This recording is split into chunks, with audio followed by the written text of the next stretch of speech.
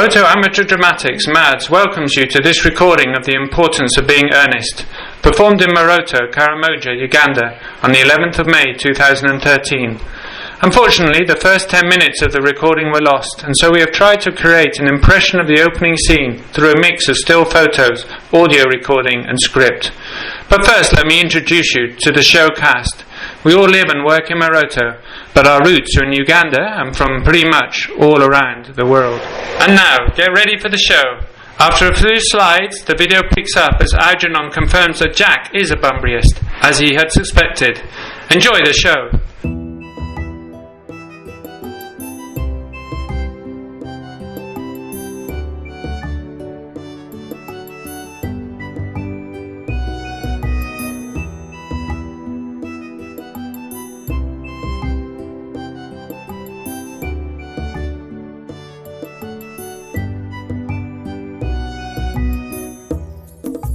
Did you hear what I was playing, Lane? I didn't think it polite to listen, sir. I'm sorry for that, for your sake. I don't play accurately. Anyone can play accurately. But I play with wonderful expression. As far as the piano is concerned, sentiment is my forte. I keep science for life. Yes, sir. And speaking of the science of life, have you got the cucumber sandwiches cut for Lady Bracknell? Yes, sir. I believe it is a very pleasant state, sir. I've had little experience of it myself, up to the present.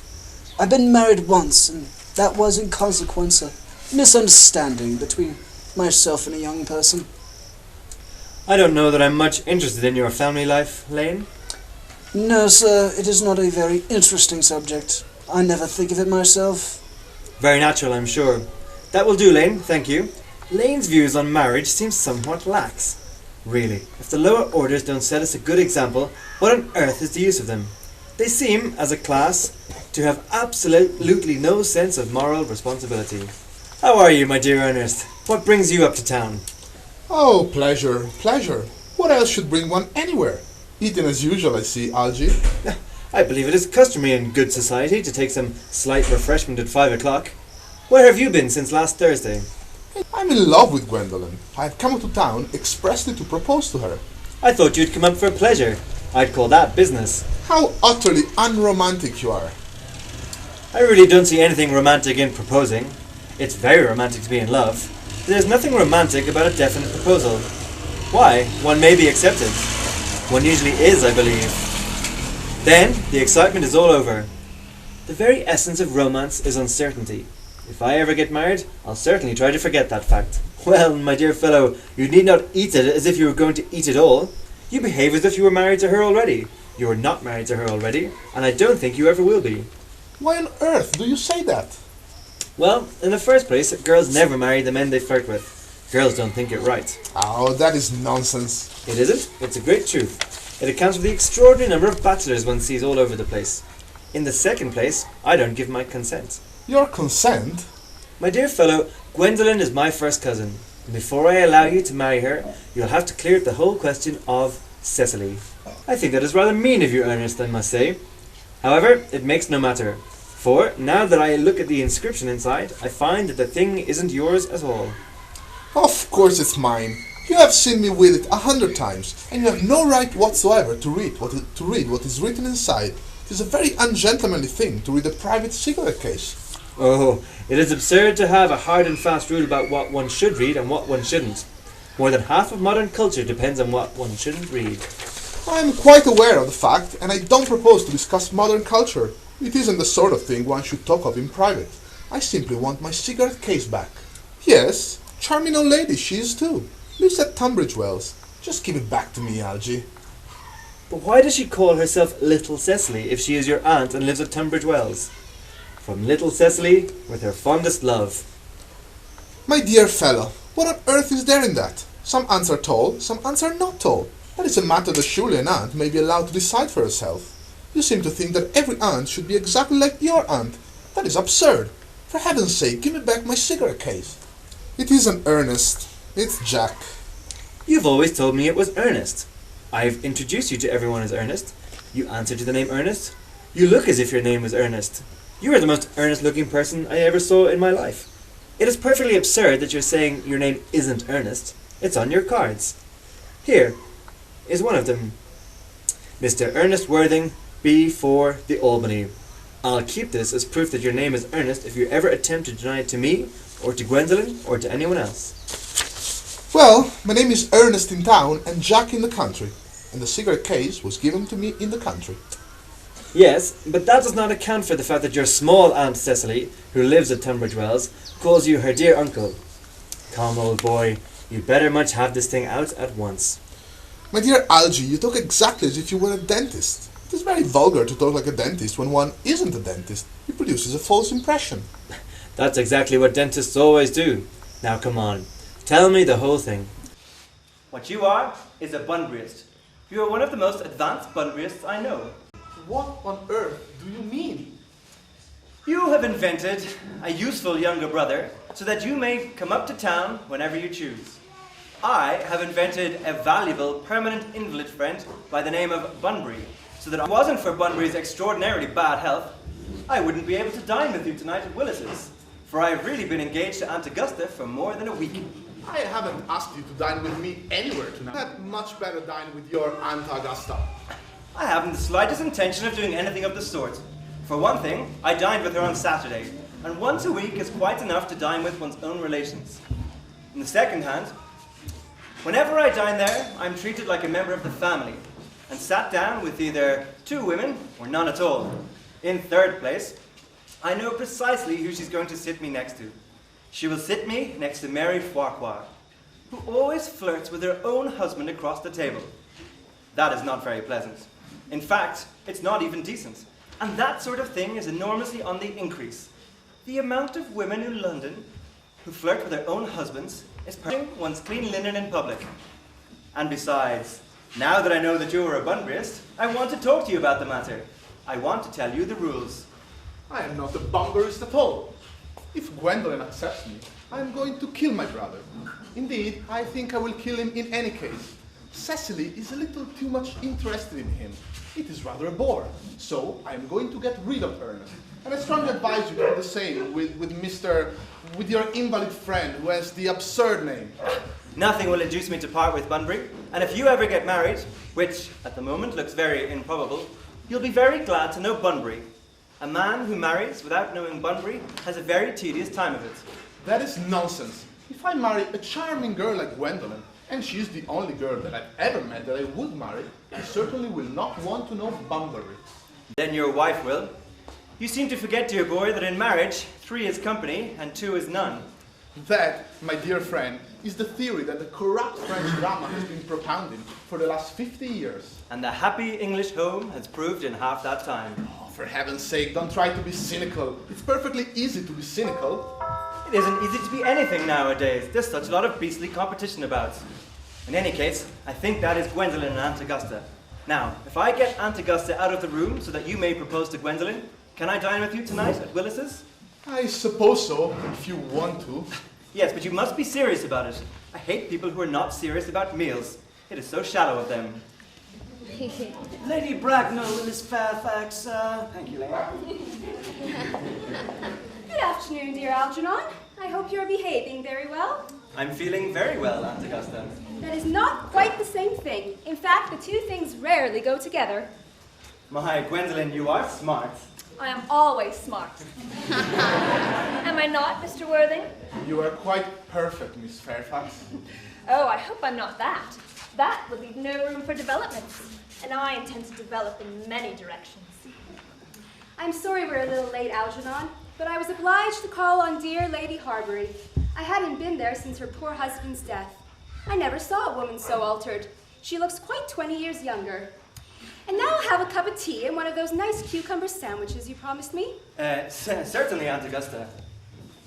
Won't you come and sit here, Gwendolyn? Thanks, Mamma. I'm quite comfortable where I am. Good heavens, Lane. Why are there no cucumber sandwiches? Sadly, sir, there were no cucumbers down in the market today. I went down twice. No cucumbers? Not even for ready money, sir. Thank you, Lane. That'll do. Yes, sir. I'm greatly distressed, Aunt Augusta, about there being no cucumbers, especially not even for ready money. It really makes no matter. I had some crumpets with Lady Harbury, who seems to be living entirely for pleasure now. Yes, I hear her hair has turned quite gold from the grief. It certainly has changed its color. For what cause, I, of course, cannot say. Thank you. I've got quite a treat for you tonight, Algernon. I'm going to send you down with Mary Farquhar. She's such a nice woman, and so attentive to her husband. It's delightful to watch them. Yes, I'm afraid I'll have to give up the pleasure of dining with you tonight after all, Aunt Augusta. I hope not. Fortunately, he is accustomed to that. Yes, well, it is a great bore, and I need to say a terrible disappointment. But the fact is, I've just had a telegram to say that my poor friend Bunbury is very ill. They seem to think that I should be with him. It is very strange. This Mr. Bunbury seems to suffer from curiously bad health. Yes, Bunbury is a terrible invalid. Well, I must say, Algernon, that I think it is high time that Mr. Bunbury decided what shallying with the question is absurd. Nor do I in any way approve of the modern sympathy with invalids. I should be much obliged if you would tell Mr. Bunbury, from me, to be so kind as to not have a relapse on Saturday, for I rely on you to arrange my music for me. It is my last reception, and one wants something that will encourage conversation, particularly at the end of the season when everyone has practically said everything they had to say, which in most cases was probably not much. I'll speak with Bunbury, Aunt Augusta, if he's still conscious. But I can safely say that he'll be all right by Saturday. Of course, the music is of great importance. You see, if one plays good music, people don't listen. If one plays bad music, people don't talk. But I shall run through the program with you, if you will join me in the next room for a moment. Thank you, Algernon. It's very thoughtful of you. I'm sure the program will be delightful after a few deletions. French songs I cannot possibly allow. People always seem to think them improper, and either look shocked, which is vulgar, or laugh, which is worse. But German sounds a thoroughly respectable language, and indeed, I believe, is so. Gwendolen, you will accompany me?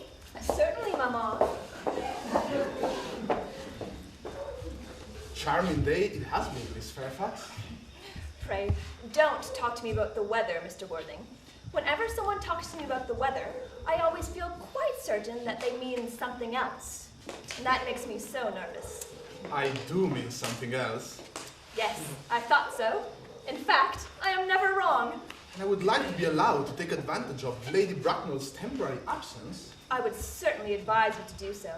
Mamma has a way of coming back suddenly into a room that I have often had to speak to her about. Miss Fairfax, ever since I met you, I've admired you more than any girl I've met since I've met you. Yes. I am quite well aware of the fact. And I have often wished that in public, at any rate, you had been more demonstrative. For me, you have always had an irresistible fascination. Even before I met you, I was far from indifferent to you. We live, as I hope you know, Mr. Worthing, in an age of ideals. The fact is constantly mentioned in the more expensive monthly magazines, and has even reached the provincial pulpits, I am told.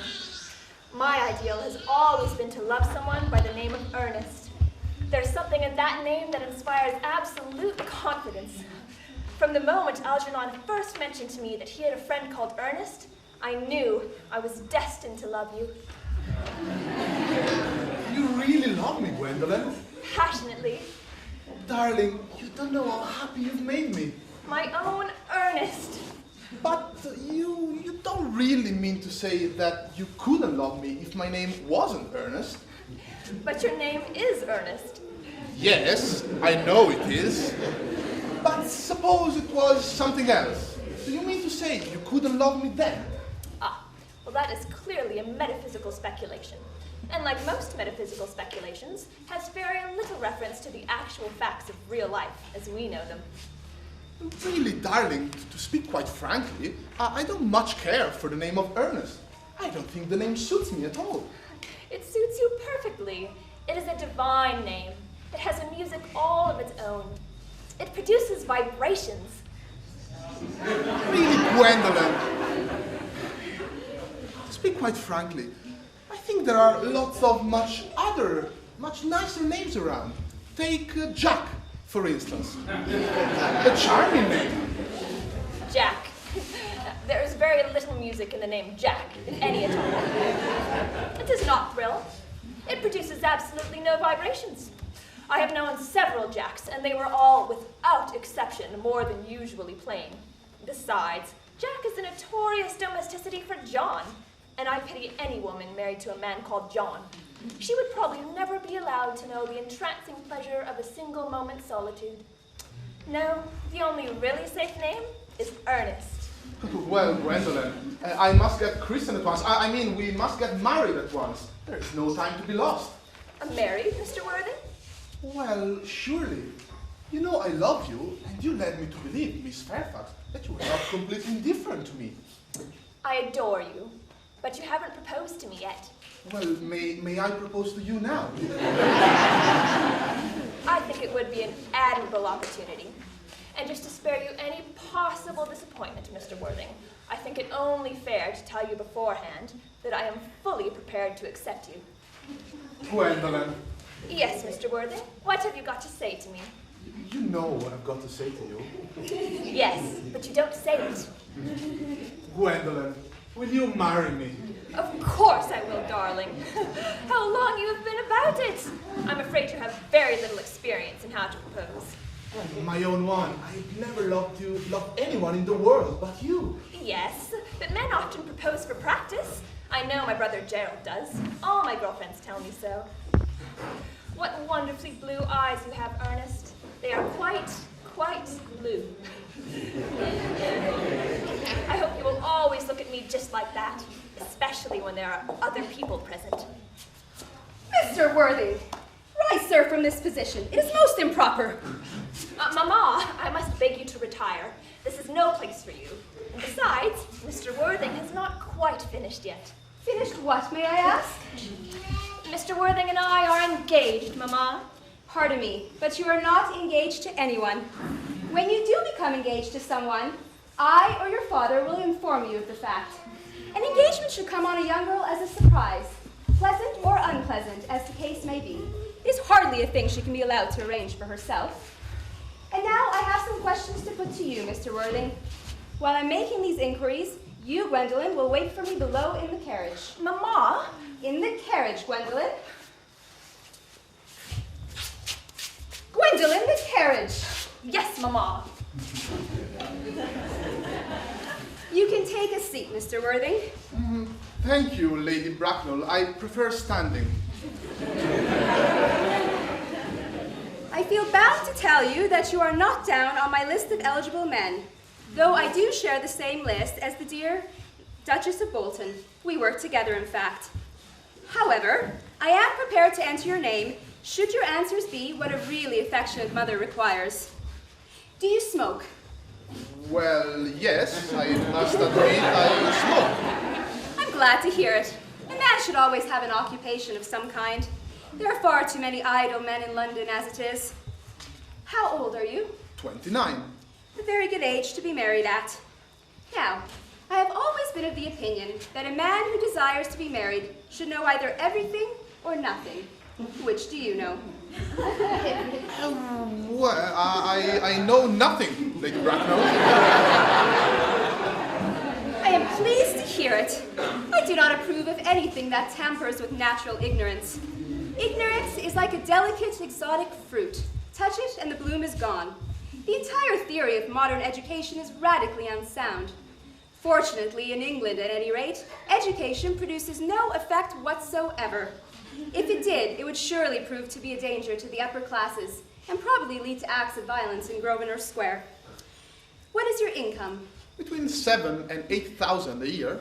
In land or in investments? In investments, chiefly. That is satisfactory. What with the duties expected of one during one's lifetime and the duties exacted of one after one's death, land has ceased to be either a profit or a pleasure. It gives one position and prevents one from keeping it up. That is all that can be said of land. I do have a country house with some land, of course, attached to it. About 1,500 acres, I believe.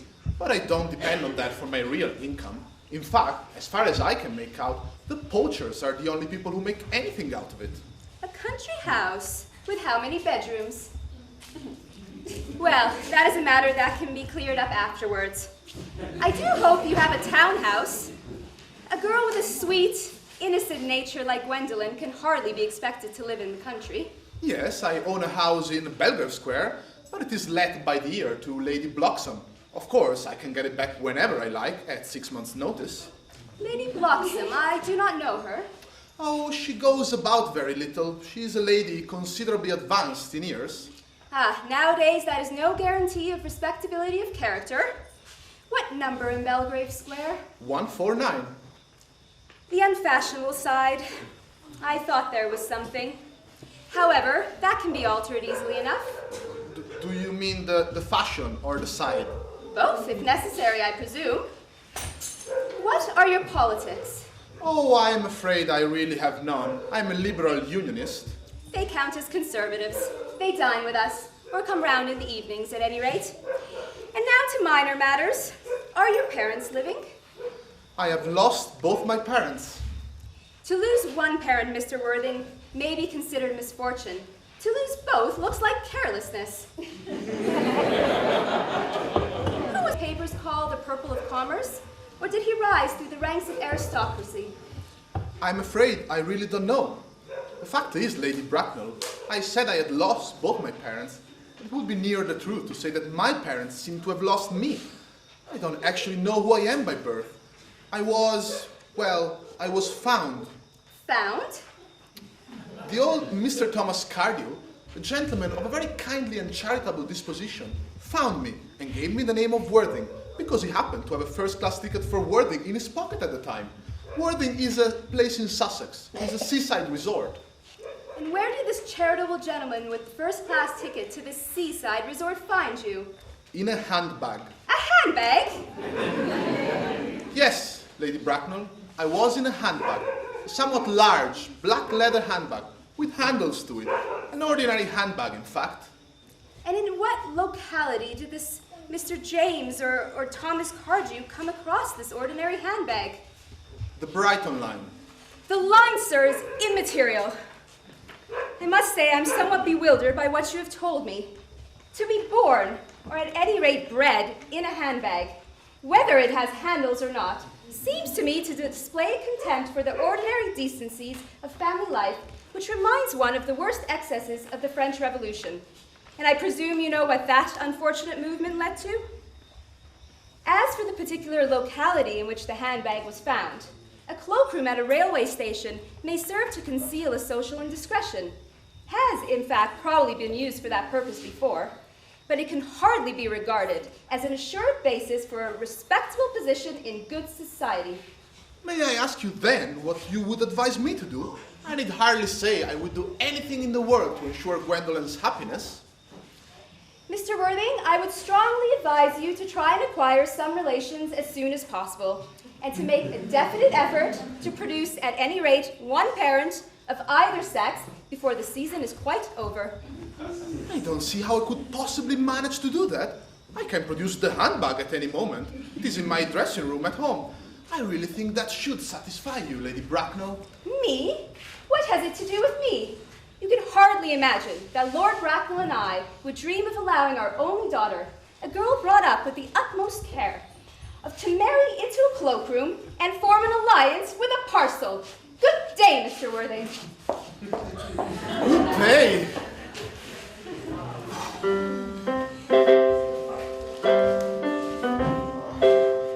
For heaven's sake, don't play the ghastly tune, Angie. How idiotic you are. Didn't it go off all right, old boy? You don't mean to tell me that she refused you? Gwendolyn is always refusing you people. It is a way that she has. Most unfriendly of her. Oh, Gwendolyn is as right as a trivet. As far as she is concerned, we are engaged. Her mother is perfectly unbearable. Never met such a gorgon. I don't really know what a gorgon is like, but I'm pretty sure Lady Bracknell is one. In any case, she's a monster without being a myth, which is rather unfair. I beg your pardon, Algie. I suppose I shouldn't talk about your aunt in that way before you. Nonsense, dear boy. I love to hear my relations abused. It is the only thing that makes me put up with them. Relations are simply a tedious pack of people who haven't got the remotest knowledge of how to live, nor the slightest instinct of when to die. Oh, that is nonsense. It isn't. Well, I won't argue about the matter. You always want to argue about things. That is what things were originally meant for. Upon my word, if I thought that, I would kill myself. You don't think there's any chance of Gwendolyn becoming like her mother in about 150 years, do you, Algie? All women become like their mothers. That is their tragedy. No man does. That is his. Is that clever? It's perfectly well phrased, and quite as true as any observation in modern life should be. Well, I am sick to death of cleverness. Everybody's clever nowadays. You can't go anywhere without meeting clever people. The thing has become an absolute public nuisance. I wish to goodness we had a few fools left. We have. I should certainly like to meet them. What do they talk about? Fools? Oh, about clever people, I should think. What fools?